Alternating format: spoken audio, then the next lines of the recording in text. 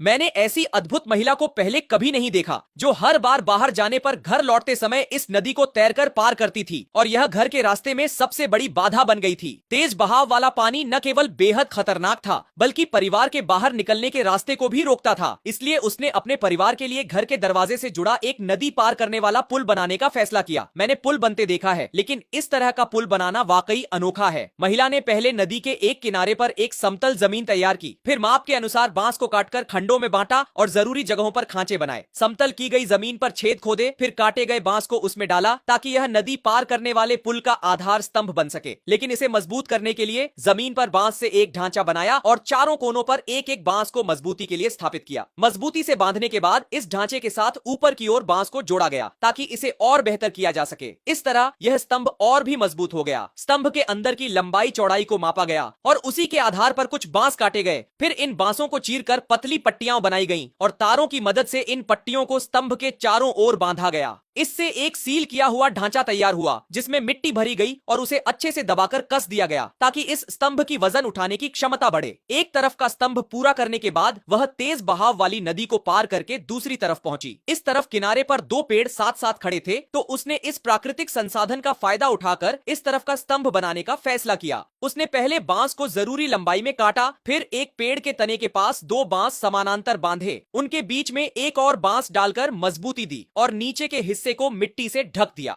बांस और पेड़ के बीच के वजन उठाने वाले स्तंभ के लिए उसने काटे गए लकड़ी के टुकड़ों का इस्तेमाल किया। लकड़ी को मजबूती से बांधने के बाद कुछ बांसों को दोनों पेड़ों के बीच रखा ताकि वे आपस में जुड़ जाए। जुड़ाव की जगह को तारों से बांधकर मजबूत किया गया। इसके बाद उसने कुछ बांस की पट्टियां काटी, उन्हें चिकना किया और इन पट्टियों को कीलों की मदद से दोनों पेड़ों के बीच के ढांचे पर एक एक करके लगाया ताकि एक चिकना मंच तैयार हो। नदी के करीब के हिस्से में दो और बांसों को सहारे के लिए लगाया गया। फिर इस आधार पर लंबे बांसों को नदी के दूसरी तरफ तक खींचा गया और तारों की मदद से स्तंभ के साथ कसकर बांधा गया। इस तरह इस नदी पार करने वाले पुल का मुख्य ढांचा तैयार हो गया। हालांकि इस पर चलने को और आरामदायक बनाने के लिए सतह पर एक कतार में बांस की पट्टियां लगाई गईं। पेड़ों के पास का सिरा ऊंचा होने की वजह से इस मंच से नीचे की ओर एक ढलान बनाने की जरूरत थी। इसके लिए उसने सबसे नीचे एक सीढ़ी बनाई और बांस के पुल के दूसरी तरफ भी यही प्रक्रिया दोहराई, जहां नीचे एक सीढ़ी बनाई गई। फिर बांस से एक ढलान बनाकर मंच और स्तंभ को जोड़ा गया। अब बांस के पुल का मुख्य ढांचा तैयार था। अब बारी थी पुल के दोनों तरफ रेलिंग बनाने की। रेलिंग के लिए भी बांस का इस्तेमाल किया गया। पहले ढांचे के दोनों तरफ बांस में छेद किए गए, फिर जरूरी लंबाई में काटे गए बांस को उनमें लगाया गया और दोनों को कीलों और तारों से मजबूत किया गया। इससे न केवल चलना आसान हो गया, बल्कि यह ज्यादा सुरक्षित भी हो गया।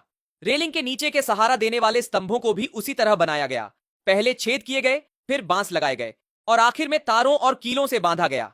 बिना शक अपनी मेहनती हथेलियों के दम पर अकेले ही इतना विशाल बांस का पुल बनाना कमाल की बात है। श्रमिक लोगों की बुद्धिमत्ता वाकई बहुत शक्तिशाली है। मुझे यकीन है कि यहाँ तक पढ़ने वाले दोस्त इस मेहनती महिला के लिए एक मुफ्त लाल दिल देने में कंजूसी नहीं करेंगे। पूरा बांस का पुल बनाने के बाद महिला ने दोनों पेड़ों के बीच एक बांस का मंडप बनाने की तैयारी की। उसने पहले बांस और तारों की मदद से मंडप का मुख्य ढांचा तैयार किया, फिर अपनी चतुराई का इस्तेमाल करते हुए एक बांस के एक सिरे में छेदों की एक रिंग बनाई और उन छेदों में बांस की पट्टियां डालकर बांधी। पट्टियों के नीचे लकड़ी की एक रिंग को कीलों से बांधा गया, फिर कुछ बांस की पट्टियों से इसे बाहरी हिस्से में जोड़ा गया ताकि एक गोलाकार हिस्सा बन सके। इस हिस्से को ढांचे के सबसे ऊपरी हिस्से में लगाया गया। इस तरह मंडप का शिखर बन गया। काटे गए बांसों से ढांचे को शिखर के साथ जोड़ा गया और एक जीवंत बांस का मंडप सामने आ गया। महिला की चतुराई की तारीफ करनी होगी। न केवल उसकी मेहनत शानदार है, बल्कि उसने जो तरीके अपनाए वे बहुत ही सरल और व्यावहारिक थे। मंडप का ढांचा पूरी तरह बनने के बाद इसकी सतह पर मोटी ताड़ की पत्तियों की परत चढ़ाई गई ताकि इस मंडप को और बेहतर किया जा सके।